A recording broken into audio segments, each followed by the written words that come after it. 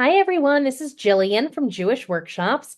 It is a pleasure to be joining all of you today as we open our second cohort of the Sarah Chana Radcliffe Academy. Over the last several years, coaching businesses have skyrocketed. Following COVID, we've seen a huge uptick in people's desire to have a more fulfilling, purposeful, and meaningful career. We've seen the desire and need to have a more flexible schedule, and most recently, we are seeing how essential it is to bring in more income to our households, income that we have control over. So, with coaches popping up all over the world, why are we opening up another coaching school? Well, it's really simple. The number of coaches may have increased significantly, but there's a difference between just becoming another coach and becoming a master in your field. The benefit from learning in the right place from the right teacher is the difference between becoming an expert and just becoming another coach. Today, Sarahana is going to be talking about the contents and goals of the program and how the training can be employed in a variety of professional contexts or as a fulfilling standalone career opportunity. You'll learn why becoming a Radcliffe parenting coach will give you a clear advantage in the demanding and exciting field of parent and family life education. Whether you're a licensed professional wanting to be able to offer more value to the population you serve, or you're someone who's always yearned for a career in the helping professions but didn't know how to get started, you will discover how the Sarah Chana Radcliffe Academy can help you achieve your goals. Plus, we'll have ample time to get your questions answered from Sarah Chana. And of course, for attending today, I'd be remiss if I didn't offer huge incentives for brand new students. So listen up for exciting discounts, bonuses, and everything that's included in this unique program. Before we get started, I'd love to see who's joining us and where you're from. So if you can go to your Q&A box and write your first name or initials and where you're joining us from, I would love to be able to welcome you. You will notice that your chat box is disabled. That really just gives all of our participants the opportunity to stay anonymous. So please make sure to use your Q&A box to ask any questions throughout the day today. And if you could go there right now and just put your name and where you're joining us from, I would love to be able to welcome you. Welcome, DK from Brooklyn, and welcome Leah from New Jersey. Welcome, Sarah from Jerusalem. Simon from Cambridge. Welcome. Let me see here. Sorry, I'm missing some. Oh, Esther from Jerusalem. Welcome. MS from New Jersey. Welcome. Nikki from South Africa. DK from Scotland. Welcome. Welcome. I see people are continuing to come on in, so it might take a couple minutes to put your names. Welcome, Shoshana. It's wonderful to have you. As people are continuing to come in, I'd love to just ask a quick question and you can again come right on back. Oh, DB from Baltimore, welcome. If you could just let me know, if you have a background in parenting, coaching, parenting education, if you've got a degree in psychology, if you have any kind of background, come on back and let me know. Just write, "That's me," in the chat box. I would love to see just a little bit of everyone's backgrounds here. And then we can also have an idea of who we're talking to today. It is not required to have a background.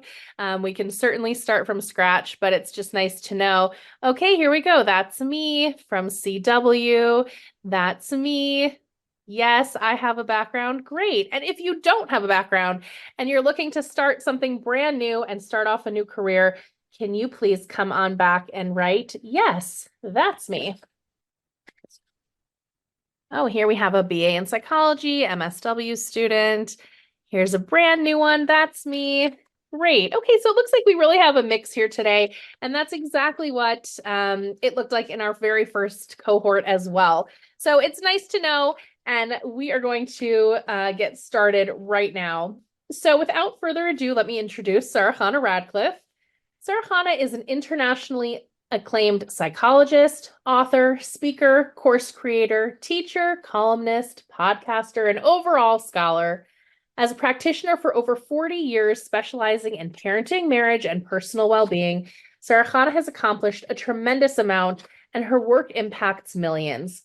She has written 10 books and is a registered member of the College of Psychologists of Ontario, practicing marriage, parenting, and individual counseling.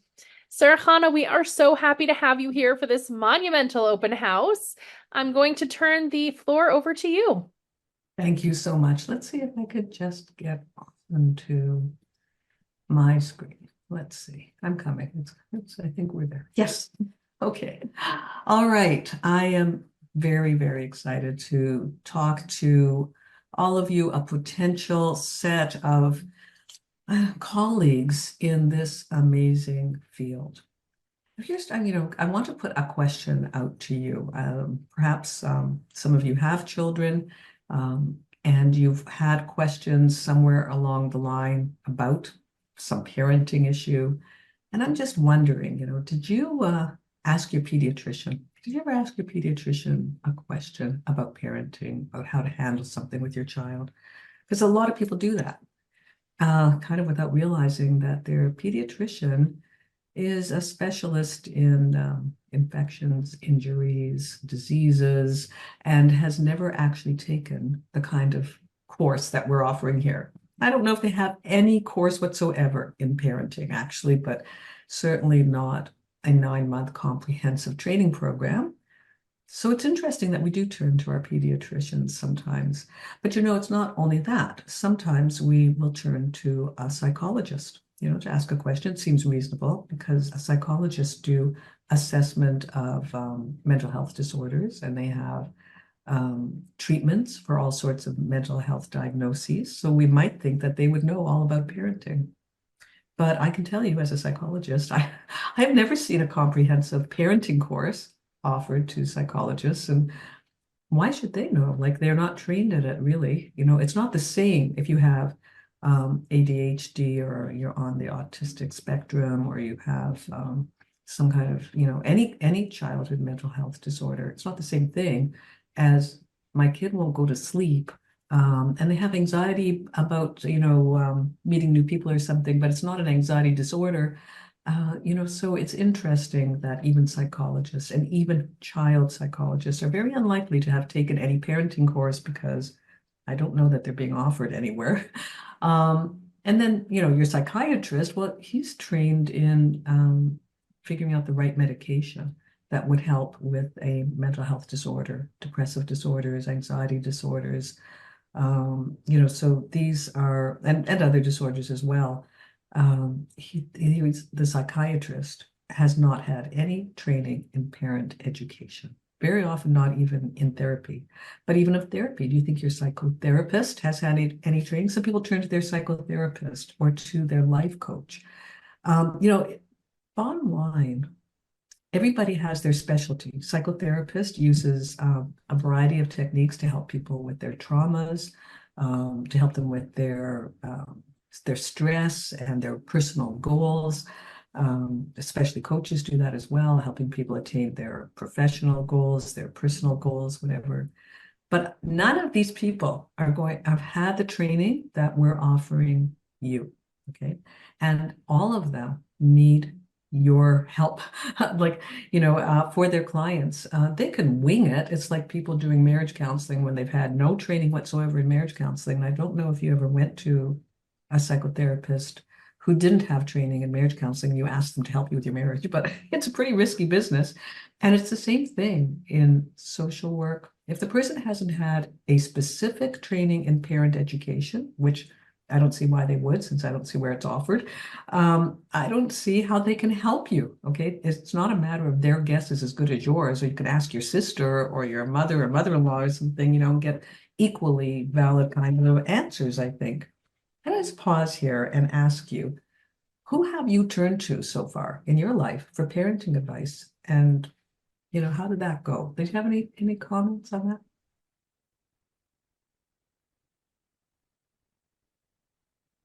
It'll just take a second, but you guys can Yeah, come I on just want to back wait to the because I'm Q&A. curious,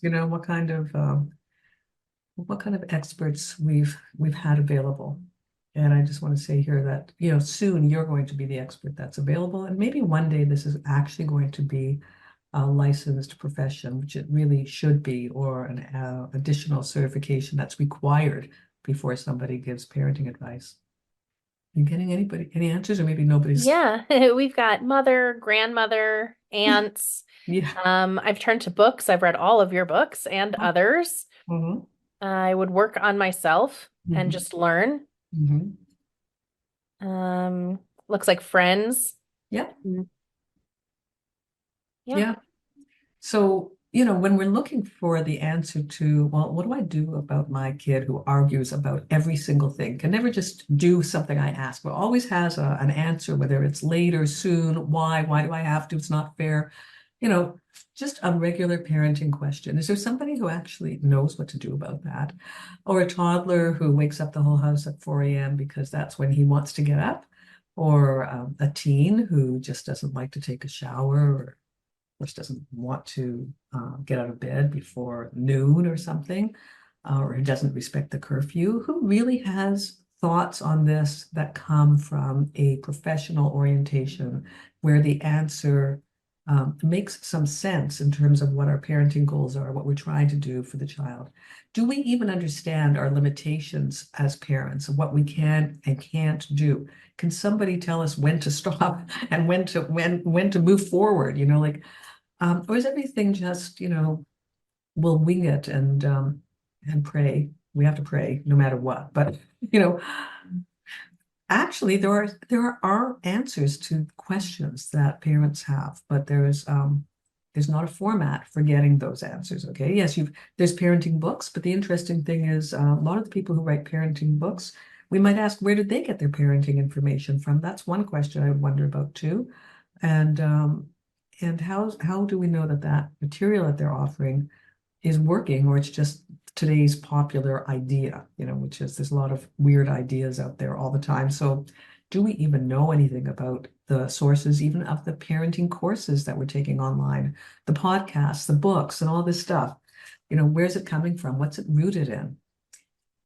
The Sarah Chana Radcliffe Academy is actually based on professional principles in psychology. There's reasons for everything that we put out there based in psychological science, neurological science, learning principles, and because it's because it's coming from Jewish workshops and for me, it's rooted in a solid Torah perspective on where we're headed and what we're trying to accomplish. So yeah, and the answers to parenting questions matter because things well, we cannot make human beings. We're not that powerful, but we can easily mess them up. It's something that you know, accidentally and lovingly, we can do a lot of things that cause harm. And when people need parenting help, we're trying a lot to prevent harm. Okay, our children will have human problems. Everybody will have problems because that is what we're here to solve. We're made imperfect and that we live in an imperfect world. We're all going to have struggles. But as parents, we don't want to actually be the source of anybody's struggle, right? We want to be resources and be able to help people.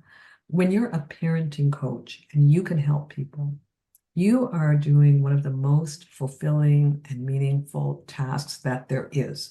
You're preventing harm and setting people on the right path. You're providing strength to parents who need it, especially in our troubled culture. Doesn't know anything, the basics of life, really. We're so confused in today's world.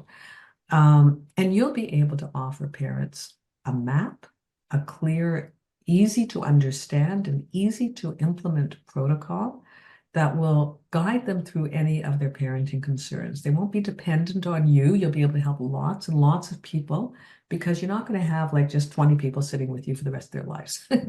People may come off and on and consult with you, but as an educator, okay, and a guide, you'll be able to set people on their feet. Okay, so because you're giving them a framework that they can understand. This framework will be easy for you to understand and easy for you to pass on to anybody who's like, it's made to be simple. Now, I've actually made my entire adult life about helping parents. And it was because I was very motivated when I saw that a lot of the problems that people have in life and do have their roots in early experiences. But psychotherapy, taking people they've had their childhood stress, whatever it is, and then helping them as adults in the psychotherapeutic process. That's a wonderful activity as well. However, wouldn't it be better if we could prevent a lot of the things that go wrong for children We cannot prevent them from being in environments which challenge them, which hurt them, which don't benefit them. We can't prevent life. We can't prevent the wars and the attacks, all the different things in school from teachers, like just we can't make the world a better place for them.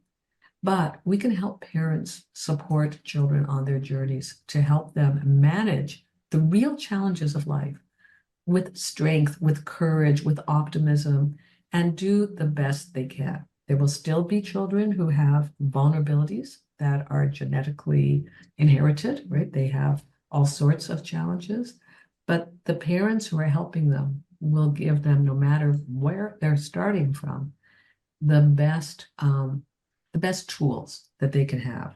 And this is going to help. It's going to help people. This work is so satisfying because it reduces parenting stress. It helps children. The work is fun. We're all in it together. Like it's and it's powerful. You see results. So some people I know like have tried to help people in general with sometimes a coaching certificate. I've had a lot of clients who come to me over the years with a life coach certificate, telling me that they have a couple of problems with their career. Now I know there's people who are doing very successful life coaching, but I've had just a number of people come my way who said, they're frustrated because they're having trouble building their practice. They don't really have a focus. They're not sure if they're really helping people. This being unsure if you're helping people is very stressful. Okay. What we want, when you have the feeling that you've really helped somebody, you feel exhilarated. There's something called helper's high, which as a parenting coach, you actually have every day. You have it every time you meet with parents because using the method we're talking about, you will be helping parents and you feel accomplished. It's a wonderful feeling to have. You do not feel like, I don't know, we're just going over the same frustrating problems. They're not getting anywhere. I'm charging them money. I feel ineffective. No, that's very, very stressful. That's not the way to enjoy a career. I can't get any clients. Nobody's, that's also not a good way because we're actually effective. Whoever you're helping refers, to you. So it's not just the doctors that you need. I feel like I probably have some there. Okay, hair hanging in my.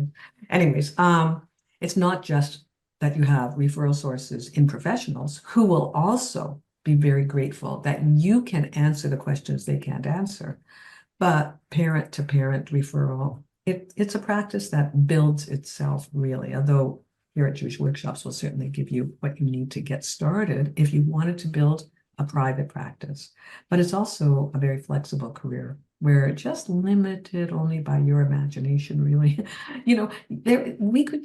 We could have parenting coaches as part of other practices that are multidisciplinary, helping in schools, helping in institutions and children's programs.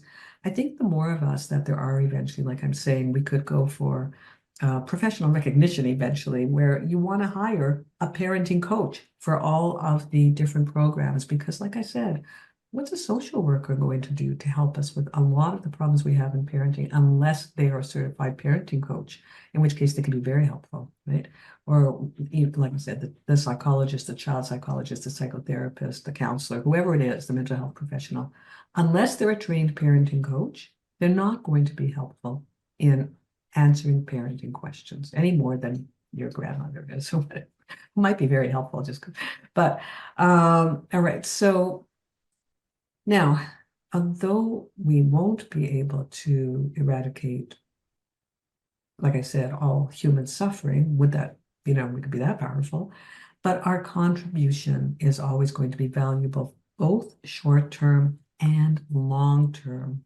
I've always said, that in my talk directly to parents, I say, when you're yelling at your kids, you're yelling down the generations. You're not only yelling at your kids, but you're yelling at your grandchildren and your great-grandchildren. Why is that? People come again into my office and they say, oh, I come from a long line of yellers. Yes, I'm sure you do. Because what happens during parenting moments is that our prefrontal cortex, the thinking, problem-solving part of our brain, it goes offline. And And we are going to operate from our automatic programming, which is the programming that we got when we were young. So some of us are very surprised because we had planned to do it so differently, but we're surprised to find our mother's voice kind of like emanating from our mouth, yelling maybe at our kids, because that's what was laid down when there was adrenaline in our mom's system and from her mother and grandmother and so on. And it becomes ours, right? But the same positive cycle, the same cycle down to the grandchildren, great grandchildren, and so on. When we teach today's parents how to handle the stressful moment without releasing adrenaline, then we change that parent's brain, we change the children's brains, the grandchildren's brains, and all the way down. So this is huge. I'm having this moment, Jillian, did we answer that question before, the one I asked about? Oh yeah, you said grandparents, right? Okay, fine. All right. So now this gives us this tremendous feeling, like I said, of satisfaction and happiness in our work, right? And it's also, even though sometimes we're going to come across very, I'll say difficult, challenging, emotionally triggering situations that where parents are going through something really hard. A lot of the work in parent education and counseling, parent coaching, I call it all those things. It's a form of psychoeducation. It's a form of counseling in a certain way. It's a form of coaching because it's teaching and it's active. It's not just listening and nodding. Yeah, that's hard. Yeah, the kid can't go to sleep. That's really must be hard on all of you. Like, no, no, no. We're gonna be productive here. And because we are, like I said, the session itself always will feel good. It will give you energy throughout your day. You're not going to be depleted by this work, even if you are touching on the more difficult issues, because you're going to have a structure, a way of offering parents, a way of looking at even the most difficult and painful issues in such a way that they are strengthened, they have direction, they know what they need to do. And yeah, you're going to be an empowering person here. So I'm going to give you a definition of a Radcliffe parenting coach. This is someone who actually knows things, okay, and teaches them to others, which is why I said it's psychoeducational, meaning you're not just giving sympathy. You're not just providing a listening ear, a supportive heart. That's all very important to not leave stressed out parents alone on their journey. Of course, it's very, very important. But um, this is different. This is that you're really going to give them something. You're going to give them tools, something real, something practical, something to take home and do to change their lives. So you're giving them what we call value. And as a result of that, people are going to be happy to pay you. So if you were looking at this as an opportunity not to volunteer your services, but actually to build a career where you could do this meaningful, wonderful work and get paid for it so that it helps you in your own life, right? We have to make money. So, psychologists and psychiatrists, they charge for their services because even though they're helping people, they have to eat and, raise their own families, build their own homes and live. So as a parenting coach, very often you might find yourself in private practice. For now, I think this might change. Like I said, institutions may hire people in the future. And certainly if you have other degrees in the background, like you are a social worker or you are a psychologist already. So you may find yourself in an institution where you're offering tremendous value as a parenting coach. But let's say you're just doing parenting coaching. You do not have a professional background, or you do have a professional background, but you're looking for the flexibility because let's say you're raising your own family or something, of being able to work part-time out of your home or a home office or an office or Zoom or telephone. I've certainly done it all those ways before the pandemic. When I first started my career, I used to take walks in the park with local parents. I would take my baby and their baby, and I would be charging them money. And yes, they'd want to pay. Even then, but we're taking our kids to the park and we're talking about this person's problems. And the reason why they still considered that valuable enough to pay for was because I was giving them information they couldn't get anywhere else. Okay. It was valuable. It was helpful. And if we had to sit on a bench under a tree and get it, that was great. Okay. So like now, okay, then I did a lot of telephone work in the young years when I was at home with babies and stuff. And I work on the telephone and stick a cake in the oven, then come back and take my phone call and take the cake out of the oven, whatever, like very flexible way of working. And then when my kids were all in school, I started to work in offices. I rented office space and worked in office space for a good, I don't know if it was 30 years, 35 years, I don't know how many years, but then there was a pandemic. I guess it's closer to 40 years because we're only 5 years away. I'm losing a sense of time. But the pandemic, everybody started to do Zoom and telephone. And then now we're back if we want to. Now that people have discovered Zoom and telephone, a lot of people don't want to leave their home for anything anymore.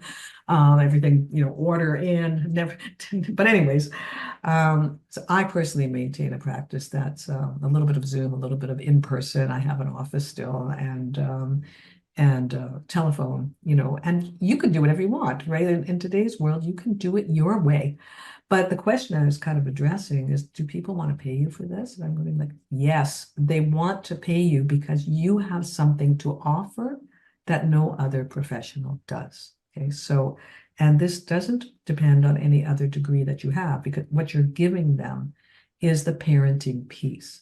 So if you have a high school degree and you have your certification, you're still going to be way ahead of everybody else for this parenting piece because people don't have it, right?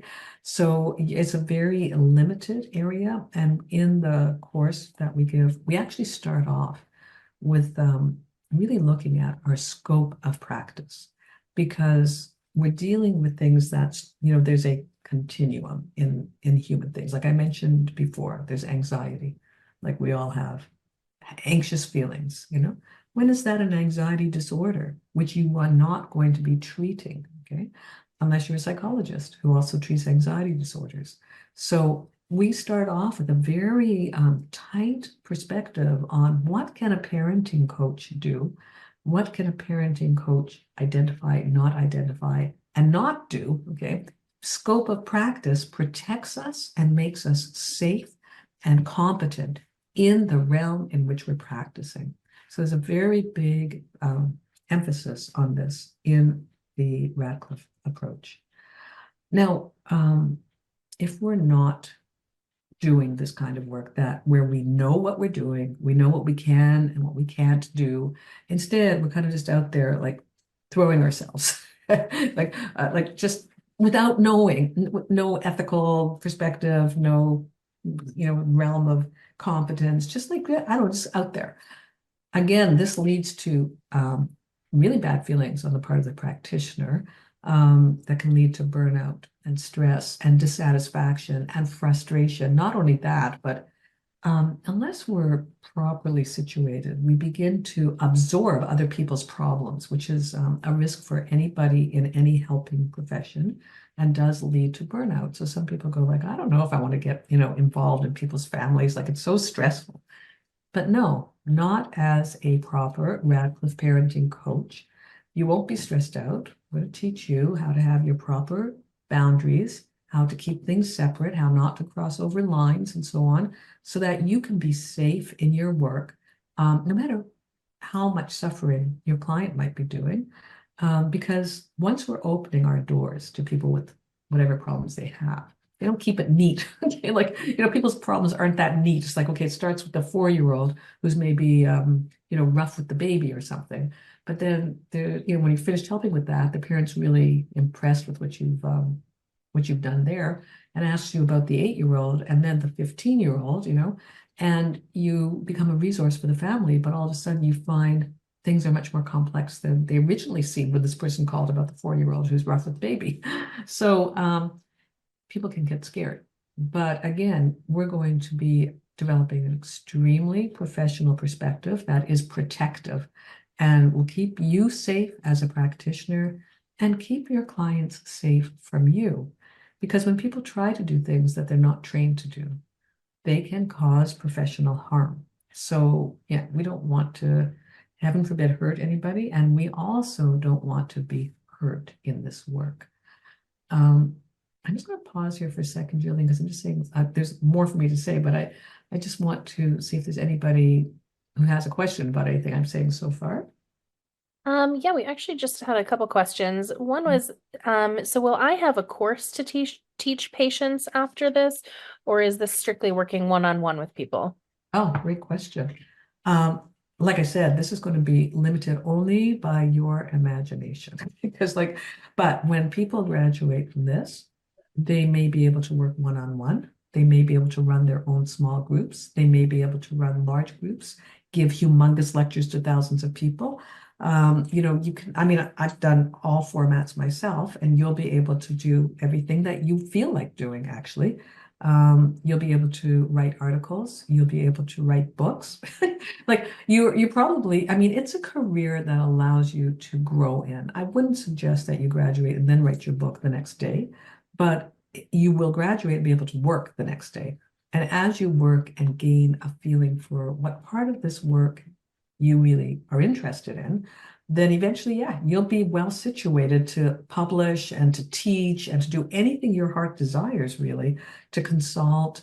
Um, the what was I going to say there? Yeah, there's different things within the field, right? So it's not, it could be that we're learning general principles, but you may want to apply it to a particular population.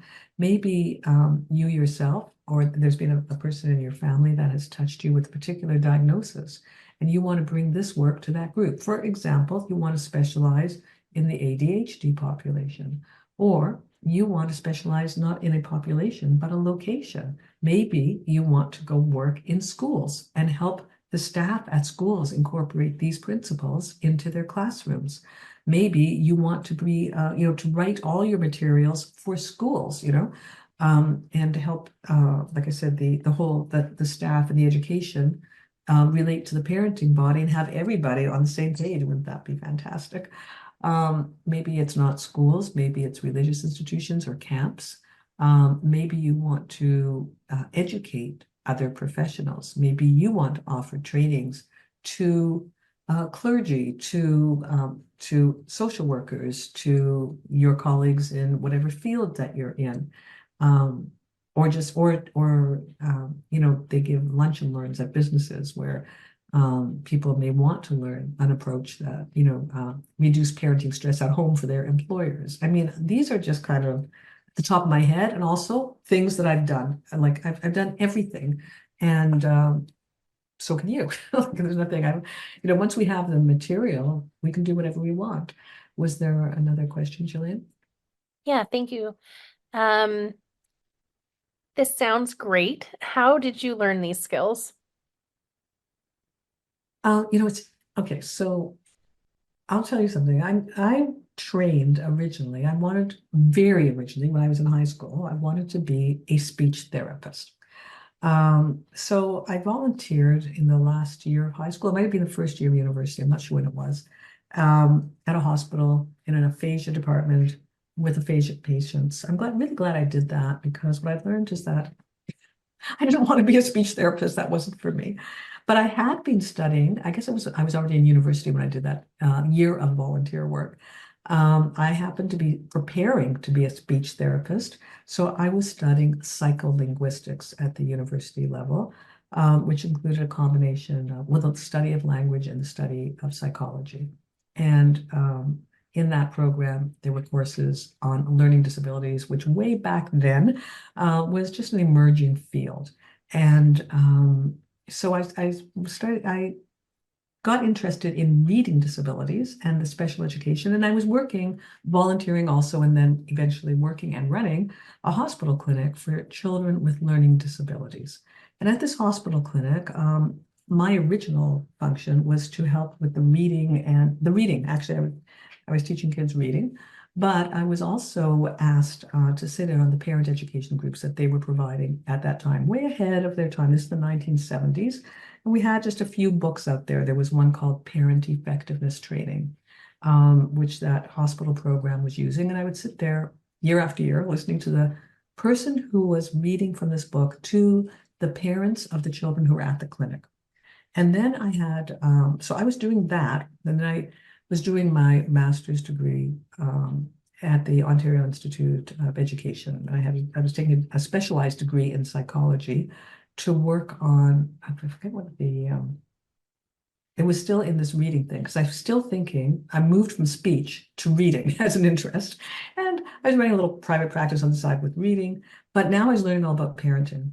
And when I graduated, I had a job at the Metro School Board in Toronto, working with children in the deaf community, actually, who were learning to communicate with their parents. And a lot of that work, that research work, involved the relationship with their parents and these children who couldn't hear. And the next job I had was another research job at the Institute of Child Study at the University of Toronto. And I was doing lifespan research from the beginning of life all the way to the end of life. We were doing this very unique study with Professor Dr. Richard Volpe, who had a very acute interest in parent education. So he encouraged me to write a thesis on the work that I was doing at the clinic, because now I was running the parenting groups. Now I didn't have any children, but I had been watching the parenting groups for years and being trained in it. And now I was reading from every book that was written at that time on parenting. Okay, so it was still a very new field. In the time period that I'm talking about, if somebody had a problem getting their kid to sleep or getting them to eat or getting them to do homework or getting them to listen or stop fighting with their siblings, they would go to a psychologist. And the psychologist would look at their own relationship to their parents and how they grew up. And they'd be doing this kind of psychodynamic work while meanwhile, their kid is not sleeping, not eating, fighting with the siblings, not doing the homework. Years would go by, and the parent was in psychotherapy. And so parent education about what you could actually do with the kid to help the child function better was just coming into its own in the 1960s, 70s. And God placed me with people who were interested in this.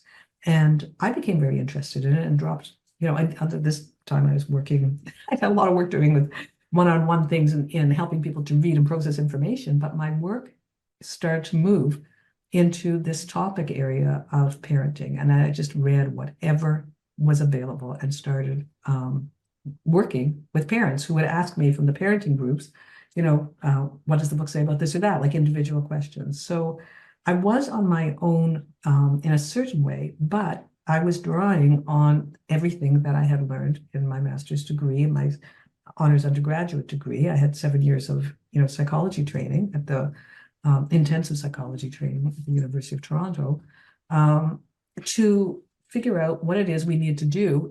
At that time, we were working with mice in labs, and using the Skinnerian approach of training people. How does that actually work in human behavior? And you'll see in my work that it is a combination of cognitive, behavioral, neurological, emotional, social, and familial principles. Okay, they're all drawn, but I had to put together myself. It's like there wasn't that much out there. And over the years, as I began to work with people who asked me for help and to teach these things, I learned also what produces results and what doesn't produce results. So I had a unique, path, because there wasn't really a teacher to go to at that time, just like there still isn't for all these professionals. That's what I'm saying. Like it's still not really there. You can be the teacher for future generations because you're going to draw on everything I know that works. Okay, now from the beginning until now, 45 years of practice, I've had a full practice. If I want to work 100 hours a week, I can do it. Okay, and that's because there's such a need. Okay, and in all the different ways that we're talking about. There is such a need for help and guidance.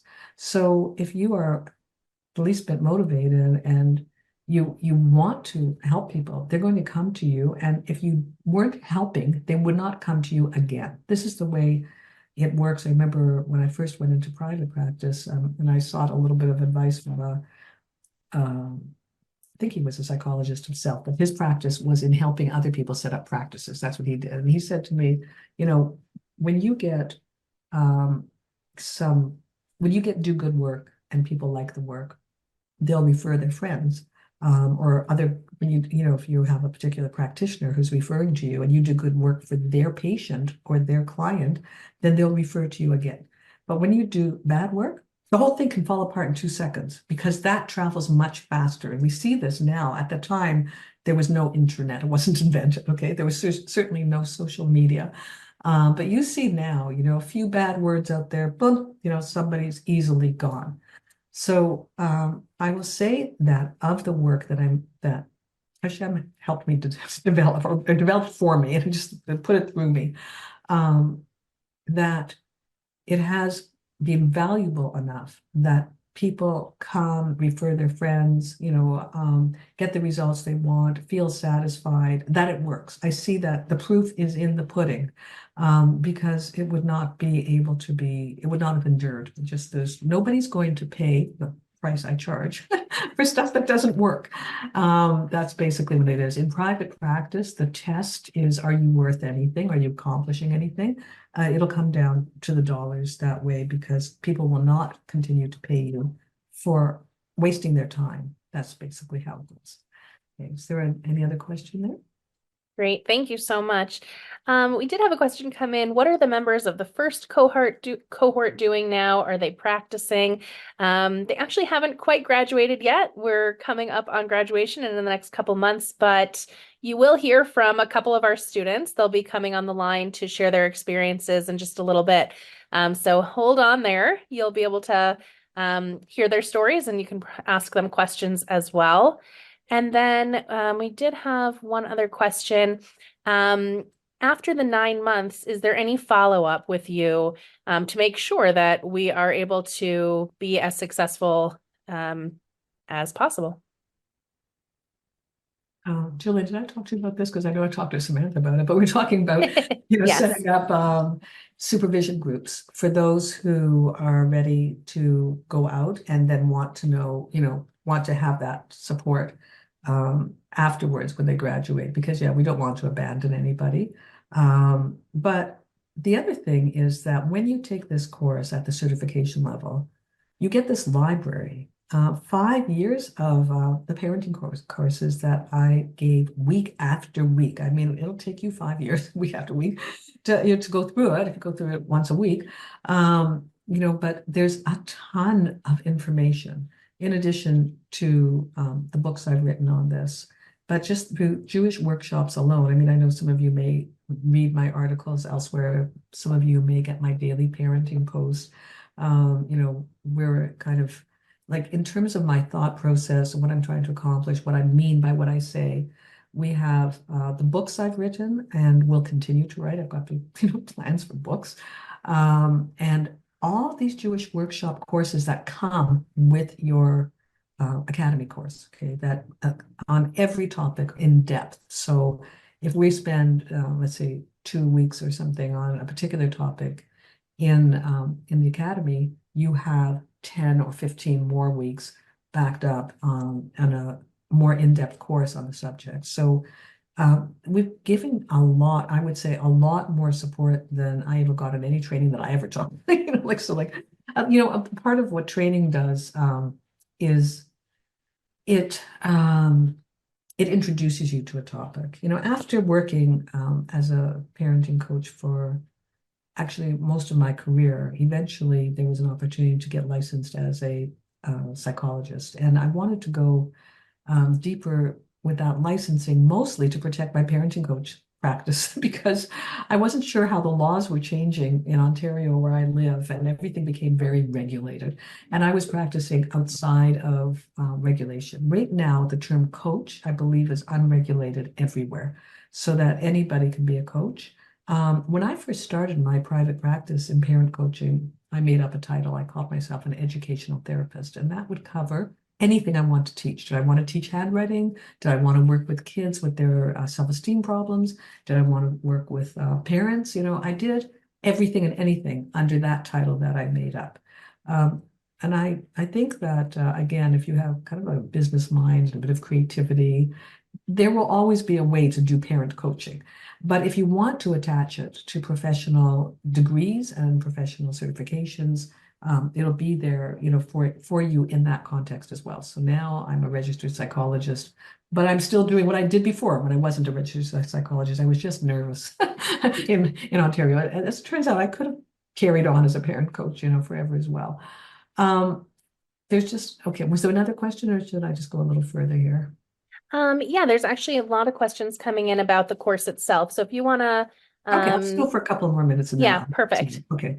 So one thing I was saying is that uh, there's room in this field. Once you've gotten, let's say, some experience as a parenting coach and you know all the material and you're very familiar with things, you may want to actually train other people like social workers and counselors and pediatricians, or you may want to work with these people and offer your services. Like, you hand out your card to doctors and say, when your clients are asking or patients are asking you about how to get kids to bed or how to build the child's insecurity, like to build his self-esteem or whatever it is. I want you to know that I specialize in this, this, and this. Or when you have ADHD kids, the parents are struggling with that, I specialize in that. Or when you have kids on the spectrum or, anxious kids, hello, I do all that. Like whatever you've decided, you can, put your card out to your local doctors, your therapists, psychologists, psychotherapists, teachers, the schools.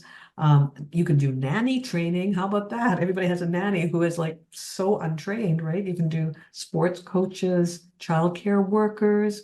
Anybody who comes in contact with kids will benefit from what you know. And they really need to know it, but you're going to be the professional. So that's another way to go when you want to go that way. Um, so you can either work as an adjunct along with those people, you doing the work, or you can train those people so that they can do the work. Just keep in mind that professionals who are not trained in parent education and counseling and coaching don't know anything about it. That's all. So I want to also mention that I did take a look when we started the academy at what other people were offering in terms of training for parenting coaches. Okay, so I saw things that were like weekend training programs. I saw things that were 6-week training programs. I saw very short programs that offered specialty in kids under the age of like preschoolers. But in terms, I saw one program that was a 3-year program that actually that really went on in a more broad way, but it had an angle that was like a positive parenting.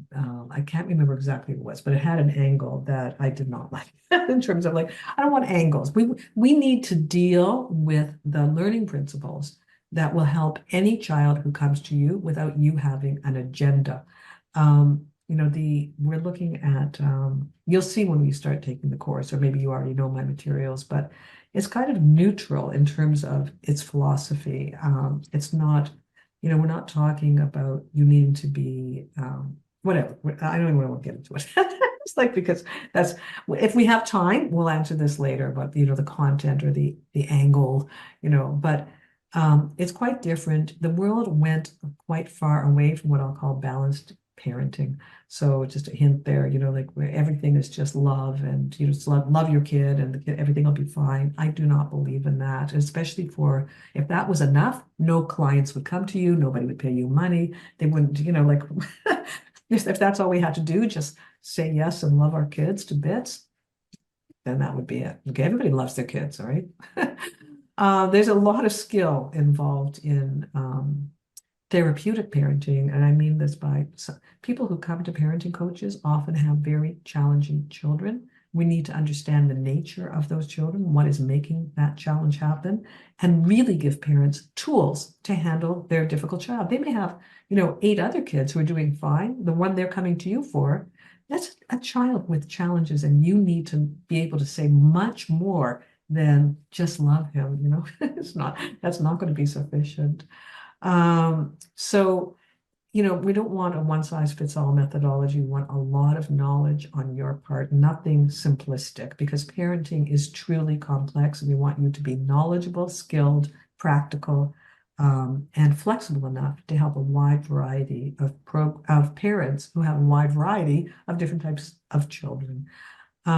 So I didn't see any program out there. You can't do parent education in a weekend or 6 weeks or 3 months. That's impossible. Okay. Like after, our 9 month thing here, and like I said, we have the 5 years of material that's supplementing it. And which is what is the minimum of what would be needed. This is a career which will keep you growing and glowing for your entire lifetime. There is no end to what you can and what you will have to continue to learn in order to be top in your field here. So if you like learning, this is the place for you. It's not a place just to rest and but it's a good place, an excellent place to start from. So let me just see if there's anything else I wanted to say.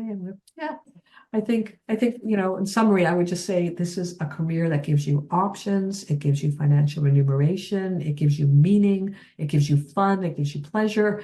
It's fulfilling and satisfying and productive. And helps you, you're going to become your most compassionate, wise, humble, and mature self as you do this work. So I'll hand this back to you, Jillian, with all the questions and comments that Okay, great. I'm seeing a lot of comments. How much work does this involve? How many days a week? Can I see a syllabus? Absolutely. All of those things. Yes. Let me go ahead and just put this up on the screen for you so that you can get an idea of what is to come. Now, I am not going to spend a huge amount of time on the syllabus, but I will just give you an idea. Again, Sarah Chana mentioned in week 1, the general principles of working with parents. That's all going to be covered from your role as a Radcliffe parenting educator, definition of each of these titles, understanding the questions, concerns, and needs of parents, and so on. Then in month 2, we'll work on foundational parenting skills, which will take us through month 3 and month 4, all part 2 and part 3. Then we'll move on to mental health issues, identification and interventions, raising teens, sibling issues. And I think I actually just saw a question come in right before I started this. What ages does this cover? So it really covers all ages, from babies to teens to young adults. You'll really understand and be able to answer questions and help guide parents with children of all ages. It will not be specified or only focus on, as Sarah Chana mentioned, under nursery school or preschool. It really runs the gamut. And again, as Sarah Chana talked about the resource library, there are full courses, 8 to 10 week courses that are available in this library on raising teens specifically, on toddlers, on anxiety, on moods. We talked about discipline. We have even, courses on same page parenting. If parents are coming in and they're on totally separate parenting pages, it really is an invaluable resource to have. As again, in 9 months' time, we can't possibly cover everything that's been said, but you will have this library at your disposal and you'll be able to listen and re-listen at your convenience. Those classes don't go away. They're just there and they're available to you to listen to when you have some time. So if you have a client coming, God willing, and that they're dealing with a toddler, or you have someone coming who's dealing with sibling issues, you'll be able to know where to go and find those things to, take a little bit more extra time studying that before you see that particular client. And then month 8 is marital challenges in parenting, and month 9, applied strategies for issues in parenting. So of course, the 9 months of classes are important. You will get a class every single Monday. It's a pre-recorded session for you to listen to again at your convenience. And then there will be worksheets and homework that come along with that to make sure that you really have an understanding of what the material is. We want to, of course, make sure that all of that information makes sense and that you're taking it all in and that you don't sit around with questions that you don't get answers to. So in addition to these weekly classes, plus your homework time, You will also have the live mentoring. So classes will take place over 9 months. As I mentioned, each one will be, oops, I'm sorry, I think I have the wrong date here. Each one will be delivered Monday, and that actually is beginning June 3rd, not November 27th, June 3rd. Plus one Thursday every month, you'll have 2 hours of live mentoring with Sarah Chana, and that is for some questions and mostly implementation and practice sessions, which really have proven to be amazing resources for our students right now. This gives you a time to come together in an open Zoom session to work out different scenarios, to hear what other people's experiences are, ask Sarah Chana questions live on the line, and of course, make sure that you practice different scenarios when you need to. Plus, there's going to be a community aspect. So members will also gain admission to the Sarah Chana Radcliffe Academy Community Forum that will be moderated by a Sarah Chana Academy Master Trainer. And that will give you a place to go to in between each of your recorded sessions, go and get those questions answered or share thoughts on what you just learned, what you just listened to. And we will make sure that you don't just have this once a month live time to get questions answered, but you're getting your questions answered all throughout your journey here.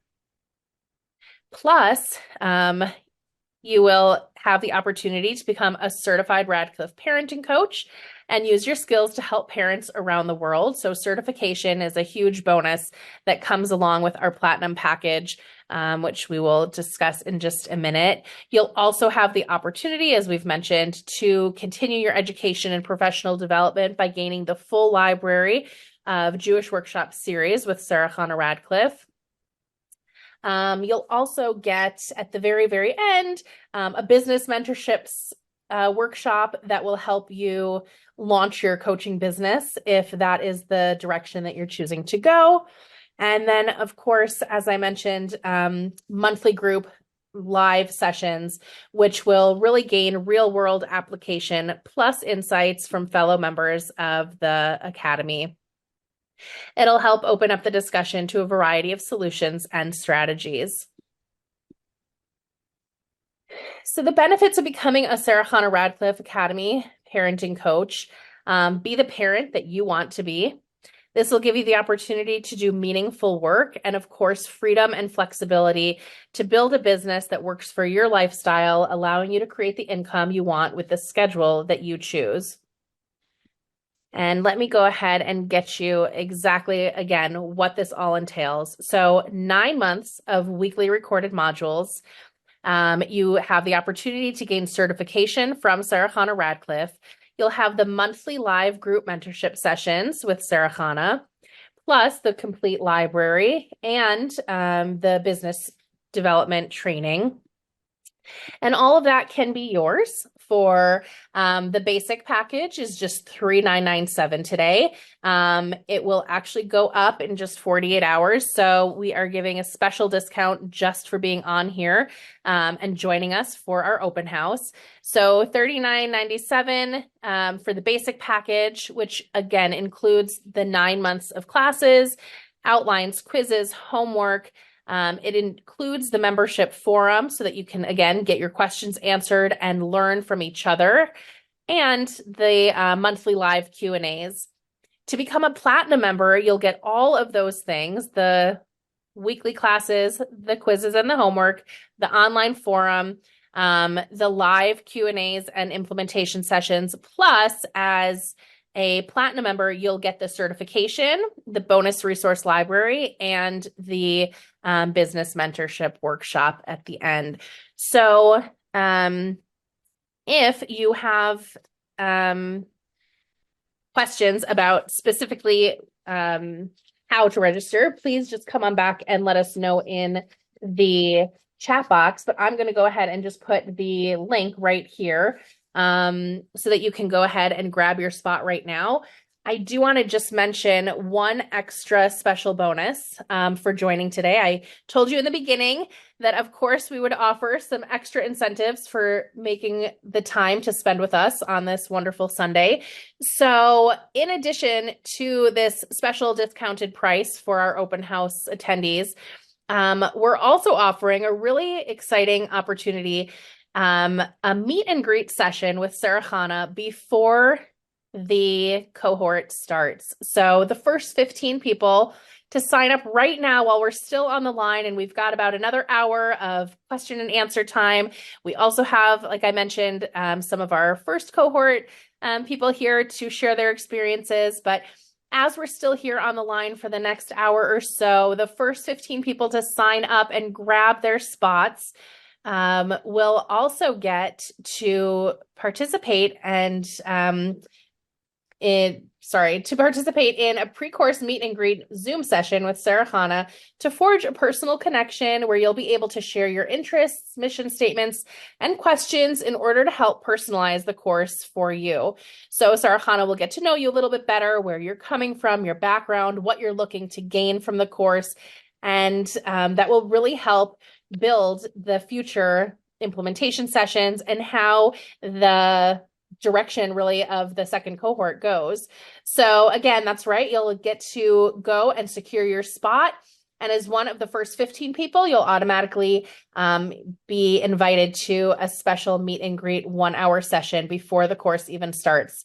So let me go ahead and share the link right now. It is www.jewishworkshops.com/SCR Academy. And I'm going to actually go ahead and I'll put it right here in your chat box so that you can see it and just copy and paste it out of your browser. www.jewishworkshops.com/SCR Academy, one word. You can go ahead and grab your spot now. Again, if you have any questions, need help registering, please put your name and your telephone number right back into the chat box. Hannah's here with me. Tzipora's here with me. Samantha is here with me. You'll get to know Samantha really well, as she'll be on all of your sessions with you. And she'll be helping answer questions in the forum as well. So we've got our team ready to help. Of course, we want to make sure that you are able to take advantage of these extra special bonuses that are offered today. And again, just appreciate so much that you decided to come and spend your time here with us. So we want to make sure you get all of the advantages that are at your fingertips. Let me see. There are so many questions coming in, so I want to get to as many as possible. If for any reason you're having difficulties registering or something's not going through, come on back also, please, and just let me know. You can put your name and your telephone in. And if you've secured your spot, or when you secure your spot, if you come on back and write the words "I'm in," I would love to be able to welcome you. It would be such an honor to see some of the newest members coming into our second cohort. Laura, in answer to your question, all classes, again, will be delivered on Mondays into your email inbox. Plus, you'll have your own personal membership area where you can go to listen to those and re-listen and download at your convenience. The first session will come out on June 3rd, so you still have a little bit of time till we start our actual classes. But of course, we wanted to give people enough time to get this get the excitement rolling. And then again, you'll have your live question and answer sessions once a month. And the live question and answers don't start until your second month, so that we give you, again, time to really get to know the material, get to know where we're going with this. That first month, we're talking a lot about what is involved in becoming a parenting coach and getting to know what all of the details are about that. So we will get to your first live Q&A in that second month to give you time to understand what is happening. And let me see what else is going on. If I'm not so technically savvy, is it still possible for me? Absolutely. There, again, we have Sarah Chana is here to answer all parenting questions and help get you to where you need to be. And thank God we've partnered together. Jewish Workshops will be here for you. We have an amazing team of people who are technically savvy, so they can help you work with whatever it is that you need. But if you got on Zoom today, then you'll be able to get on Zoom for our live classes and finding your membership area and finding your recorded classes and the resource library. All of those things are simple and easy to do. And there is someone on my team who is going to be happy to help walk you through that. So that should definitely not stand in your way. Um, Let me see. Sarahana, we've got some questions, and I'm just going to kind of try and group some of these together. We have some questions coming in. Who recognizes the SCR Academy certification? What does the why is this certification important? Or do I need the certification, or can I just take the regular classes? And will that get me enough to become a parenting coach? Right. Another great question. Certification means that you have actually proven that you know the material that is being presented. Okay, so we could send you these things once a week. You could pay your money, and then nobody knows whether you have actually listened to even one of the things, right? And you can, but let's say you're the kind of person, of course, you just want to listen to it. You want to learn. Now you know, okay? Now you do know, but you never showed us that you know. So we're not going to certify you. There are little tests and quizzes and homework things as we go along that indicate to us that you have watched and you have recorded in your mind and you know what you're talking about. There's lots of things that we're going to do to make sure that you have actually participated in this course. And therefore, the Academy will certify you and say, we know that she did apply herself to this material. She learned it, she watched it, and so on. Why does that help you? Because if you're trying to convince somebody else, let's say you wanted to go to your local pediatrician and say, I'm a parenting coach, and I think I can help some of your patients if you have any problems with anxious kids. That's one of my particular interests in helping parents deal with their anxious child or their ADHD child, whatever, or children's problems in general, all of the issues that children have. Especially school age kids, or especially teenagers, or especially toddlers, like whatever you want to offer, right? And the doctor says, "Oh, are you a psychologist, or what shall I say? When I introduce you to parents, is your designation?" You actually, I don't know, are you going to say you're a parenting coach based on what? Is anybody else saying you're a parenting coach? Or are you going to say, well, I read some books, I watched some videos, I've been following, a particular teacher for a long time, and I think I can give this information over. Certification tells other practitioners, okay, other people who are going to refer to you, that you have met a standard, and they will feel comfortable referring their people to you. You might also think, even if you're advertising, if you're not asking for referrals from other practitioners of any kind, but you're just putting an ad somewhere and you're saying, I don't know, Alicia so-and-so parenting coach. It doesn't say certified parenting coach. And you get some calls and they say, oh, so what kind of parenting coach are you? You say, well, I've read some books. Like, certification proves that you have met a standard. It proves it to people who might want to come to you from off the street. Otherwise, you're good to advise all your friends and neighbors because they know you and trust you. But for bringing people in or building a business, no, I strongly recommend that you get the words certification in front of your designation that you're calling yourself. So if you have a degree already, perhaps I don't know if you don't want certification as part of it, but even I'm thinking now, because like when we have master's degrees or PhDs or whatever we have, then we'll take certified anger management specialist. Okay. We still want that certification to show that, yes, I am specifically qualified, not just that I read some things and watched some things, but I actually met standards to say that I am qualified in this add-on specialty area that I'm interested in. We take certifications in everything, certified marriage counseling courses and everything. Professionals do. They add certifications. So I guess I'd recommend it. If you want to go into business. Great. Thank you so much. We've got some wonderful questions coming in, and I will get to as many as possible. But I just want to go ahead and open up. Sippy's here with us. Thank you so much for joining us. She is one of our first cohort members, and she just wants to share some experiences with you. I know everyone's been waiting to hear what is the first cohort up to, and I'm going to go ahead and turn it over to you. Okay, thank you so much for having me, Jillian and Mrs. Radcliffe. It's such an honor to be here. I wanted to just provide a little bit of firsthand experience. I'm part of the first cohort. It's been an unbelievable experience. I think we're just about almost all the way done or somewhere towards that direction. And I wanted to share with you both about the structure of what I've been experiencing in these courses and the content.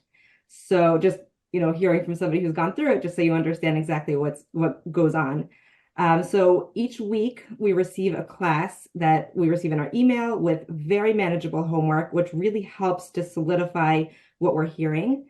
And then each month we get together as a group. And this is, I think, the biggest privilege of this whole program is we get to interact with Mrs. Radcliffe, ask all of our questions, have each network with each other and problem solve and brainstorm. And Mrs. Radcliffe has been so generous with her time, staying on, just answering our questions until we all feel like we really understand the material. And that's been such a treat.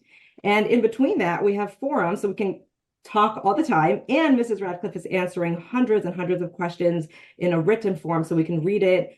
Besides for that, and I didn't know this before I came in, and it's just like, it's unbelievable, is we have access to all of the resources from all of the years of courses. So anytime, like if I have a particular client or interest in a certain area who's going through something, maybe it's anxiety, maybe it's ADHD, maybe somebody who's dealing with the teenage years, maybe I myself. So there's courses more and more and more just to solidify everything that we've already learned and just get into a little bit more of the weeds. So it's just been unbelievable in terms of the amount of support. And I even want to add on top of that, that I have taken many certification programs in my own life, and I am so blown away by Jewish workshops, the facilitation of this program. Like they are so responsive and interactive.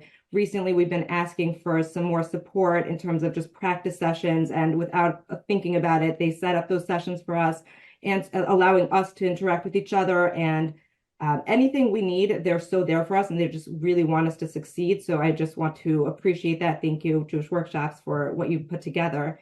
And in terms of the content of the course, I have to say that when I signed up, I was wondering, like, how am I going to have answers to specific parenting questions within 9 months or however long the program ends up extending? Like, how will I know how to deal with so many different issues, so many age groups, so many demographics? Like, how will I know? And it's been unbelievable because Mrs. Radcliffe, as always, delivers very organized, structured content. Like she gives us a blueprint. This is how you deal with an issue. This is where you start. This is where you end. If you have this kind of emotional issue, you might take this approach. And if you have a standard kind of issue, this approach. We deal with mental health issues. We deal with different ages. And I feel that I know what to do. Like I have a blueprint, I have a roadmap, and I have where to start with parents. She also teaches us what we don't do, which is really helpful as well, which is, if there's something that an outside professional is needed, this is how you know when to bring in somebody from the outside or when to send your client to somebody who's a professional in a specific industry. So the scope has been very supportive and gives us the confidence to know what to do with our clients, how to move forward, when we should expect progress by, and key milestones. It's just been very, very, very, very helpful, both in my own life, just like for my own children, my own friends and neighbors that come in, that I speak to, and then also with clients. So I also wanted to mention that at the beginning of the course, Mrs. Radcliffe goes into depth about how to start a practice, how to get structure for success from day one, what kind of paperwork you need, what kind of questions to ask your clients just on the intake, who to take, who not to take. So just a holistic approach to starting a practice and giving over the information. It's been an unbelievable experience, and I'm really looking forward to using this content in everything that I'm doing and taking my career to the next step. So I just want to say a thank you. And I'm definitely available through Jewish Workshops to answer any questions. If there's any now, I'm happy to answer. And thank you so much for having me and for this unbelievable experience. Thank you so much, Sippy, for being here. I hope that that did answer some people's questions or even alleviate some of the worry or anxiety, that comes up with, am I going to be ready? Is this going to give me what I need? I think you really hit the nail on the head when you said that you're confident in being able to go out now and work with clients. Sarah Chana has mentioned in the past so many times that this is one of the biggest differences between this program and maybe some others that are out there is that you will walk away confident. And that is something not only that it's invaluable, I mean, you really can't put a price on that, but that is the difference between someone who is going to be successful and somebody who probably won't be, is walking away with the confidence. And I want to add one more thing that Mrs. Radcliffe has been teaching over the past, I guess, through the extent of the course, is training us as professionals on how to act in the sessions, like how to keep our voice a certain way, how to come across, how to have the right rapport. I haven't seen that done in any other coaching program, and I appreciate the personal training professionally. That's been very, very helpful as well. Okay, great. Well, thank you so much for being here. We really appreciate it. Thank you so much for having me and for everything you're doing. Absolutely. Have a good one. You too.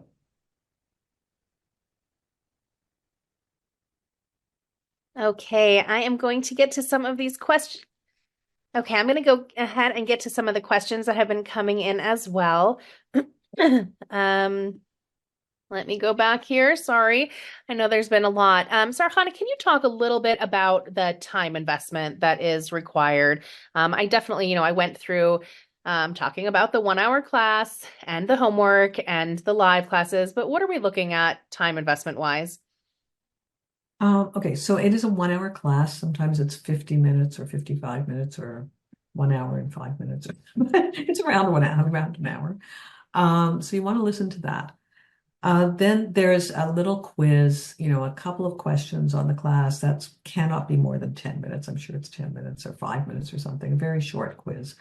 But the most important part is really responding to the class material, which is really, it's going to take, in writing, okay? So it can be in bullet point, it can be, it's a typewritten document, bullet points, or it can be a paragraph form, it could be an essay, which includes either the summary of the main points as the student has processed the main points. Because when you just listen to something, you know how you can leave a class, you were there for an hour, you listen to somebody talk, and then your friend says, so what did he say? What did he say? And you remember one point, like, no, we want to do a much more than remember one point. Everything I'm saying in that 1 hour is important, and we want to know that you got it. So depends on how fast you are on that. Some people could maybe write that up in 20, 30 minutes. Some people might want to delve into it a little bit more, 40 or 45 minutes. But I'm going to say somewhere between 20 and 40 minutes would be probably average to write that summary.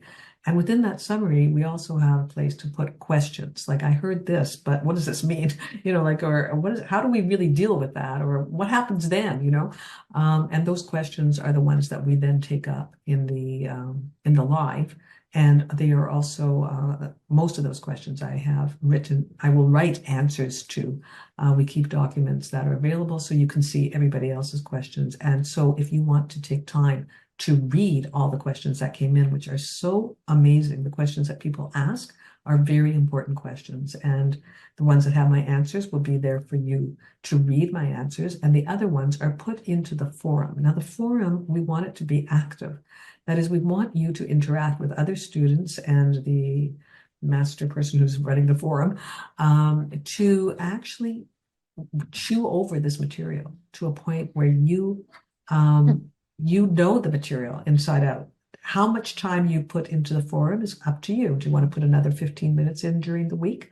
So now we're kind of up to, if we did that whole thing, maybe an hour and a half. Sorry, an hour for sure, but it could be an hour and a half.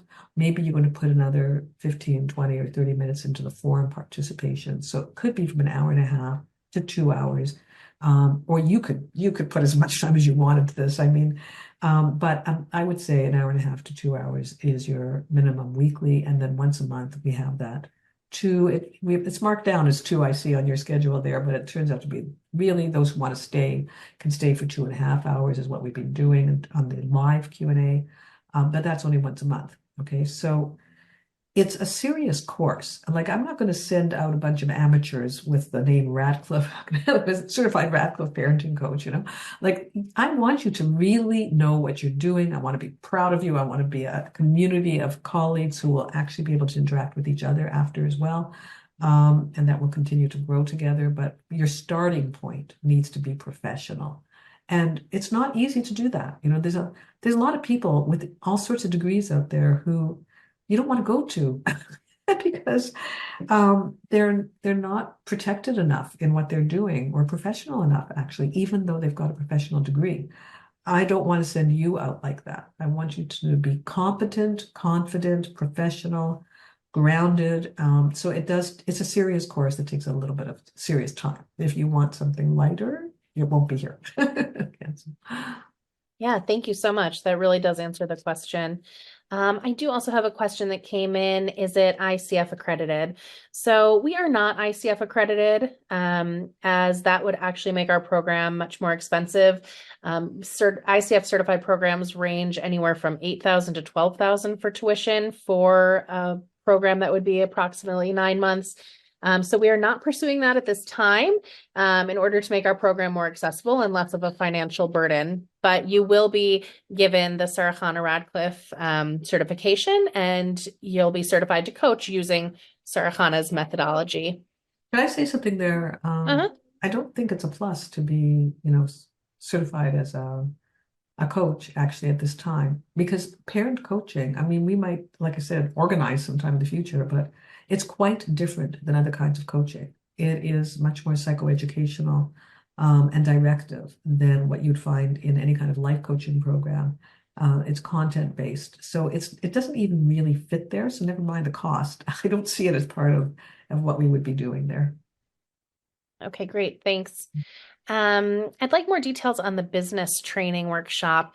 So Sarah Chana, I know that you've created a private practice. And when we talked about putting together a workshop on business training, if you could just go into a few of the details for that. I know, again, we spoke about monetizing, creating a client base, but if you want to just touch on a few items. We haven't actually reached the final one of that, but I will say that, as Sippy mentioned, even in the first month, it was heavily oriented on how to run a private practice, if that's what you want to do, or a practice in parent coaching, and from every angle, okay, legal, ethical, practical, structural. Okay, so that's one thing. But the part that we'll do at the end has to do on how to get your message out there so that people know that you exist and that you have a service to offer. In the olden days, before the internet, like I said, I had a full practice, but if you bump into one pediatrician, not bump into, but make a bit of an effort to meet one pediatrician who is interested in your service, they can quite rapidly fill up an entire practice by themselves. So it's not, there's a big demand for help in parenting.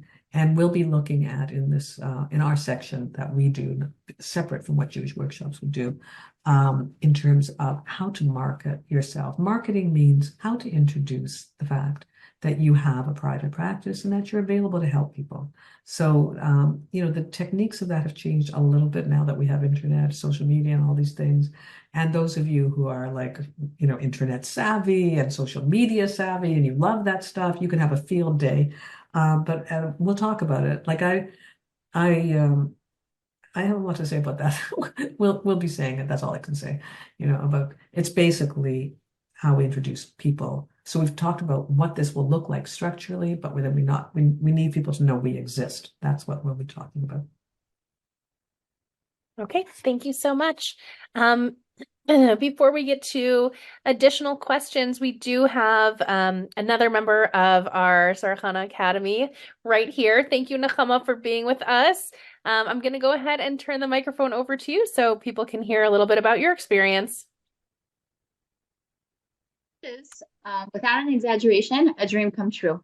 So I had been following Sarahana since I started reading Mishpacha. So I'm guessing around 18 years ago.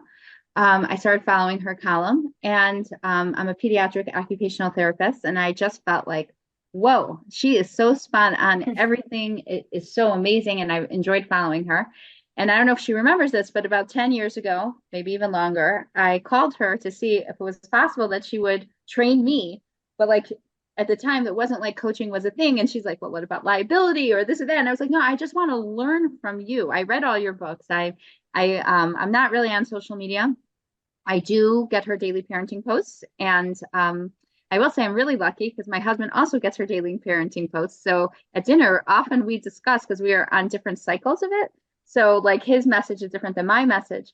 And we have grown so much from this, but even as a therapist for years, I've been growing from her. So I thought I knew a lot, but part of the academy, I realized I didn't even scratch the surface in what I was teaching people, and my depth of knowledge is so much deeper now. So I feel like because I'm already working as a parent coach and as a therapist, and I'm able to give over more, so much deeper and so much richer. And I can't say enough. So again, as what it did to my personal life as a mother and as a wife and as a friend, because she talks about human relationships too, in-law, but as a therapist and coach for sure. And I feel that she can help make someone totally competent to be a parent coach. Like even if you didn't have background, her classes are so in depth that you are getting a tremendous amount. And if anybody has any questions, I'm happy to answer.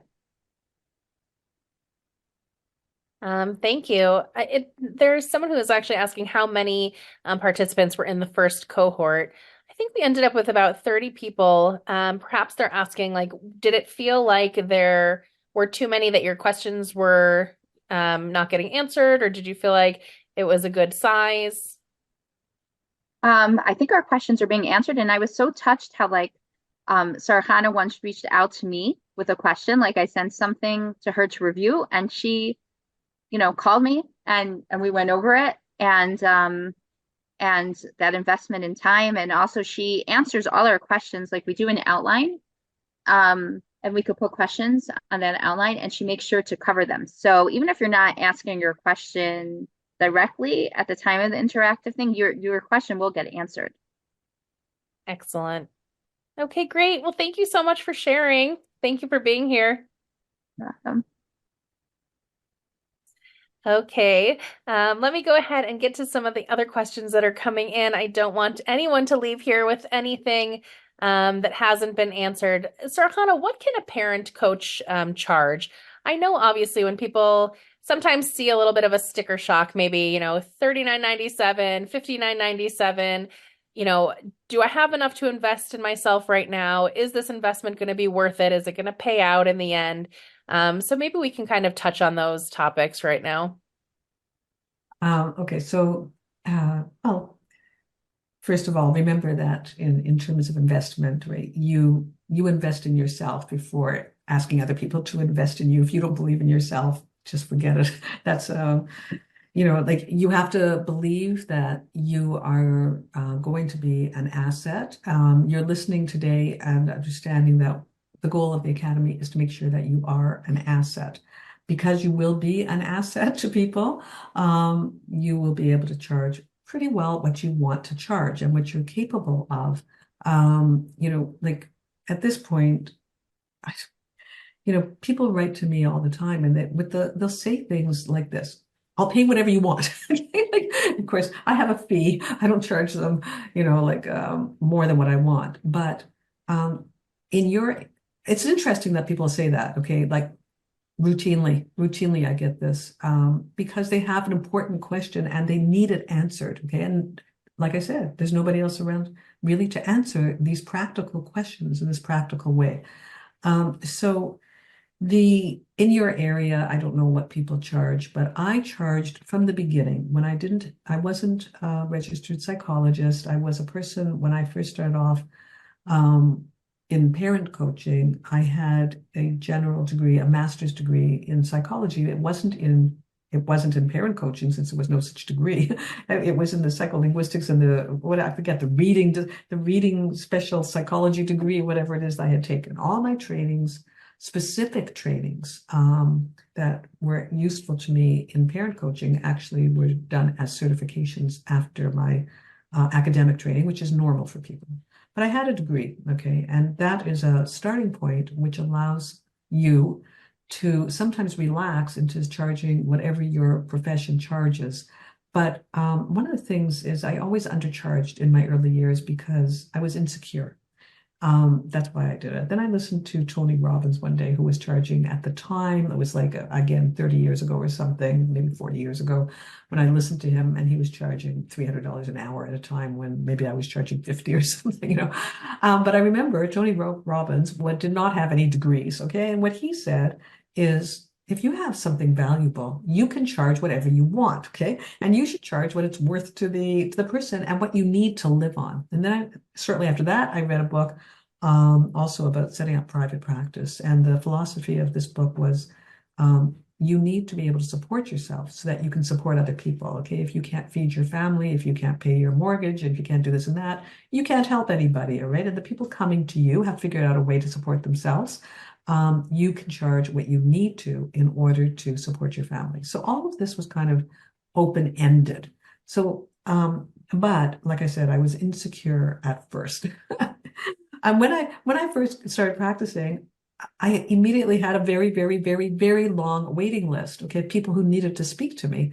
And I realized, well, if I raise my rates a bit, maybe this would be okay also. And so slowly over the years, and I've always had the full practice and the full waiting list. And so now what I'm saying here is, in your area where you live, you can look around and you can decide that other professionals offering a valuable treatment, a valuable service that people are willing to pay a couple $100s for.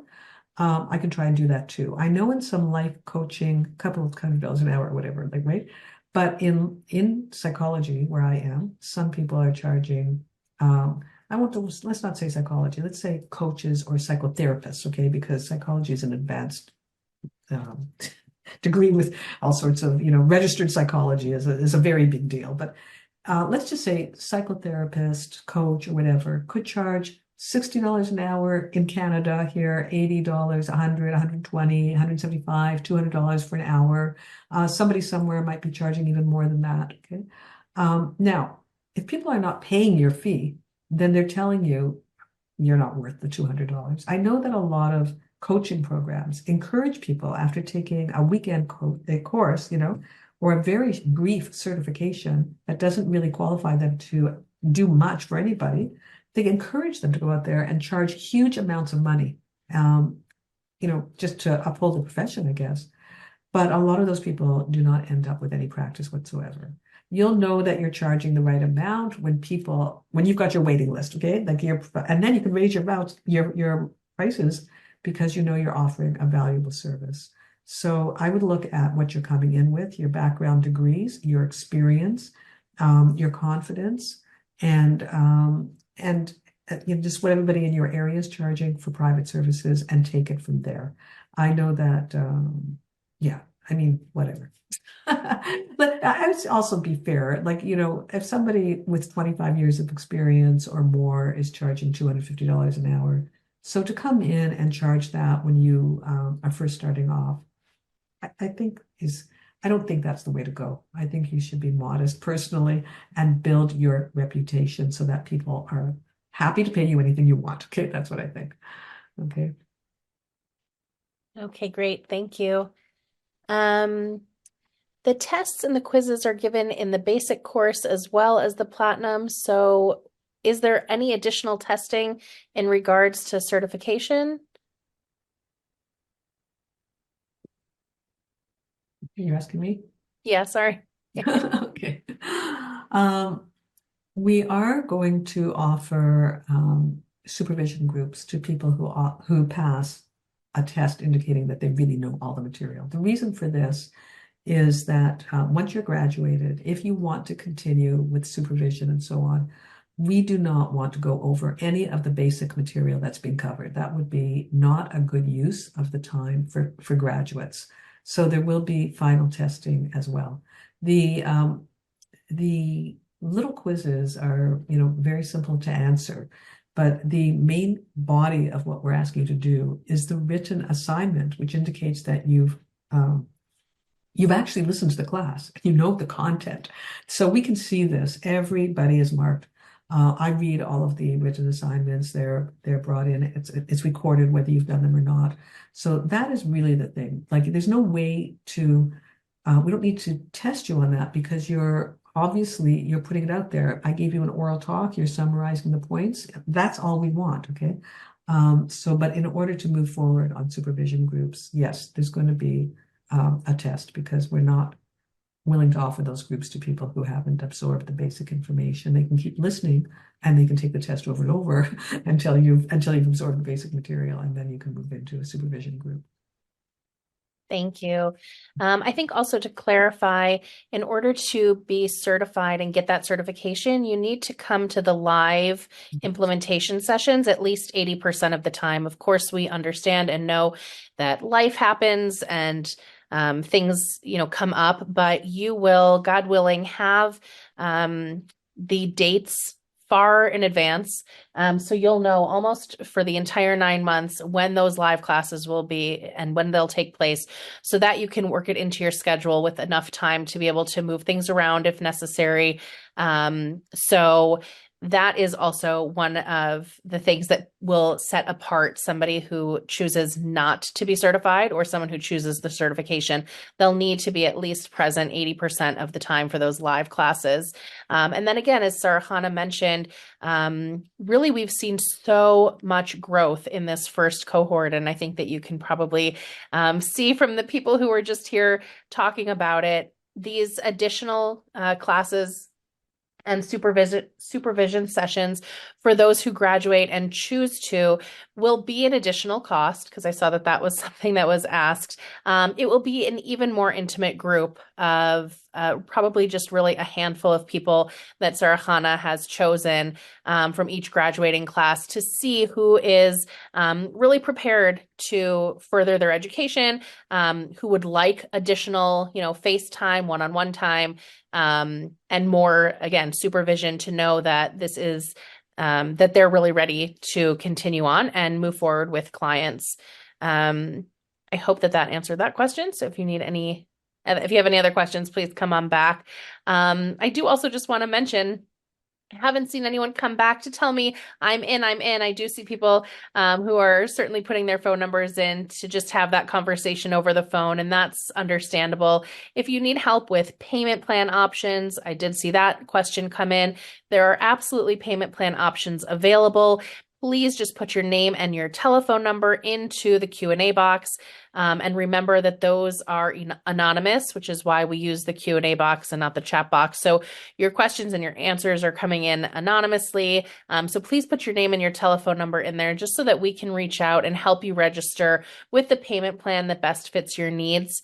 And again, I can see just on the back end, there are some people who are registering, which is very exciting. So we are filling up those spots as well for our meet and greet. And that was just an extra special bonus for people who decided to attend today. So I don't want anyone to miss out. If you haven't gotten your spot yet, make sure to go and grab it now. And whether that is on your own or with some help from our team, it doesn't matter either way. As long as you're part of those first 15, you'll certainly get that meet and greet spot. So I just don't want you to miss out on that opportunity. And with our time being limited, just like about 15 minutes left here, if you have any additional questions, come on back and let us know. We certainly would love to be able to answer any questions that you have, anything that's keeping you on the fence right now. We're here to do that right with Chana. Let me get to this one right here. It seems the Platinum really provides more of Chana's library than anything. For the certification, if you can clarify this, I would really appreciate it. I think we just answered that, but maybe is there anything else that you wanted to add, Sarah Chana, about the difference in certification that we didn't touch Yeah, upon? when I saw your screen, which is not there now with the certification, there were two things I think that, like the actual designation, yes, and the as a certified practitioner, but the library is, like we said, 5 years worth of material. So, and that I think your cost there, you said, was about $2,274, if I remember correctly. And there was one other thing there that you had under it that was also part of the certification that was The not. business workshop we Oh, have the there business too. workshops, yes, how to set up your private practice, which is which is going to be important as well. So yeah, those are the main differences. But with the course itself, without the entire library, I mean, you will definitely have the basics and can advise your friends and family, and you will move ahead yourself. But I don't think it's enough of for to go out there with that confidence that we're talking about. I would, the certification is different because of the extra tremendous amount of material that's available there. Can I say one more thing? Also, I just wanted to share. Oh, sure. Just as an example, when you were trying to say what the value was, when I was discussing this with my husband, if we should, if I should pursue this, I was already working in this. And I told him, I said, but I turn people away. Like, I don't take clients on unless I feel I can guarantee to help them. And I said, I feel like if I had Sarah Chana, like to consult with, or the training from it, I wouldn't have to turn people away. And I could say that I have picked up clients that I would not have picked up before already. And I think our class just started in December, and I already feel skilled in the people who I was turning away before, just in our short time. So that just, shows why it's also worth the investment. Like, I really feel supported and knowledgeable, and picking up people who I wouldn't have picked up before. So I just wanted to share that. Thank you so much. That was wonderful. Perfect timing.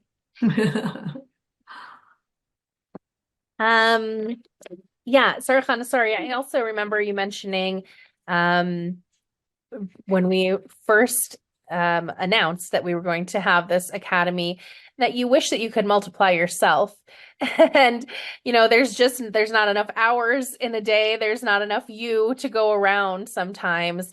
And I think that was actually also one of the reasons that we decided to do this project, which was a long time coming. It wasn't easy to get this off the ground. There is so much work and so much of your time and energy and effort, and thank you for all of that goes into creating this program. And I think what the ultimate goal was for people who come and you have no more spots left, no more seconds left in your day, or space in your head, to get to every single person who approaches you to come as a client, that you would have multiple yous around the world. Exactly. I don't know if I'm people saying that in the constantly, right way, but well, people are constantly asking me, for help. And of course, I am only one person, so I can't help everybody. I can put them sometimes on a very long waiting list, and then maybe next year, it depends on how urgent their problem is, whether that makes any sense for them. But, and probably not even next year. And a lot of people, well, the point is that the next question they ask me is, do I know anybody I can refer them to, in their area? And my answer is always, I'm really sorry, I don't. Okay, because I just am not familiar with practitioners, and I don't know anybody who I know would do what I think needs to be done also. Like, even if I did know a generally good psychologist or something, which I don't know that many of, but my answer is always no, I don't. I'm sorry, I can't help you. Call your pediatrician, your local referral service, and so on. And I feel horrible saying that. And yes, I would like to have, like, in every city around the world, at least one person, who's helping people, but there is no shortage of work. You think every parent has parenting questions. Okay, so whether you want to run groups or help the schools or help the doctors or teach the nannies or whatever you want to do, There will never be a shortage of work in this field, as many humans as there are. That's how much work there is for us to do. So yes, yes, please help. Everybody sign up and help. Help me out here. Thank you. I have a degree, a business degree, and I'm a CPA. If I wanted a university degree that would relate to being a parenting coach, what would you suggest? Does that exist? I'm not sure what you mean exactly by relate, but let's say you had a psychology degree or a social work degree. It gives you some kind of humanities background. Maybe your business degree has, actually, your business degree probably, the way I do parenting, probably your business degree wouldn't be bad either. An economics degree. Like I'm pretty, take a very logical approach to things. It's not emotionally based necessarily, although there's a huge emotional component. So, in a certain way, any kind of educational background is probably going to help. But you also, if you were going to start to take a degree and you wanted to, if you saw yourself maybe becoming, I think that in terms of marketing, it's not a bad idea to have some kind of counseling initials after your name. So, a degree in counseling, with a specialty in parenting. So, people come to you, but they see you as the professional that you are. It could help. I did it without being able to do that, right? Like, I don't know. I think that what you need is the competence and the reputation. But if you do already have a degree, that's great. It's there anyways, just use it. ABA degrees, yeah, an ABA degree would probably be very useful. That's applied behavioral, something rather, I forget what what it stands for, but like special ed degree, a teacher's degree, all of that stuff could be, good backgrounds. But nothing is parenting. So even though those are generally related, they're not going to be doing what we're talking about. They're good adjuncts. Okay, great. Thank you. Sarah Chana, as we're really kind of getting ready to close up for the day, I'm going to turn it back over to you. We've, thank God, still got so many people here on the line, who are, God willing, interested and signing up. And if there's any piece of advice or last words of wisdom that we can leave everyone with today, I'm going All to right. go. I mean, there's a couple of things I'm thinking. One is we don't, if you took this course, I think like it's not an insignificant amount of money. So you might be wondering, like, am I ready to jump in? And one thing you should keep in mind is that you're not ready because we haven't done the course. You'll feel ready when you graduate. Okay. So committing to taking the course means that you're interested in what this might be able to open up for you. And you should feel when you're graduated that the doors are wide open for you to apply it to whatever you want. So like I know some people might say, well, I don't know about parenting. I don't want to help kids or people help their kids get into bed or get out of bed. It's like that's not really what I'm interested in. But you'll find in the course that it gives you I don't know if it was Sippy maybe who said that it gives you a foundation for all relationships. Okay, so you may take this beginning and end up working with couples in their marriage relationship. You may start with helping parents get on the same page in parenting and then take marriage training, right? Like you might take more, like I said before, in these professions, we continuously take training. So maybe you're going to end up helping couples with their parenting thing and with their parenting differences, or maybe it's going to be divorced families. I just like, it's just endless what it could be. But if you don't see yourself in a couple of examples I've given you here, that doesn't mean that there's no room for you with this as a foundational point, because really we're cutting again across the principles that are involved in any aspect of family life. That's one thing I would say, like use it as a starting point for wherever you want to go. And yeah, you don't have to, yeah, whatever. That's one thing. And the other thing is that it's just keep in mind that it's such valuable work that you will feel that you will, or put it this way, you will never feel that you're wasting your time, or that this wasn't something worthwhile to do. I don't think you could come away with that feeling.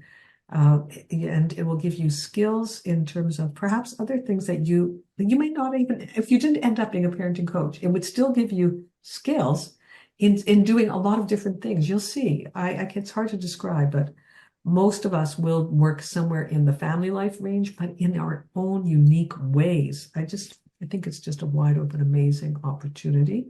That will be confidence building for you as you do it. And when you graduate, you'll not be the same person that you are today listening to this. Okay. So it'll be different. I think that every person who's taken this course would say that about it. So, yeah, I really, really hope to see you there. I hope to meet you soon in our, meet and greet. And I hope to work with you over the course of this coming year. I really hope that we'll have this opportunity. Thank you so much. And thank you to everyone who was here today. I'm going to leave the question box open for just another few minutes. You won't hear or see anyone, but if you still have any questions or need help registering, please come on back and let us know with your name and your telephone number. Otherwise, you can always reach out to Jewish Workshops at jewishworkshops.com with any questions. We're also happy to connect you, as Sippy was saying, we're happy to connect you to current members of the Sarah Chana Radcliffe Academy if you'd like to ask additional questions about their experiences and what you may be experiencing in the next year as you take your journey. We are certainly here to help. So thank you so much for spending your time here with us today. Thank you so much, Sarah Chana. It was a pleasure as always. Thank you for having me. Bye-bye. Absolutely. Have a good one.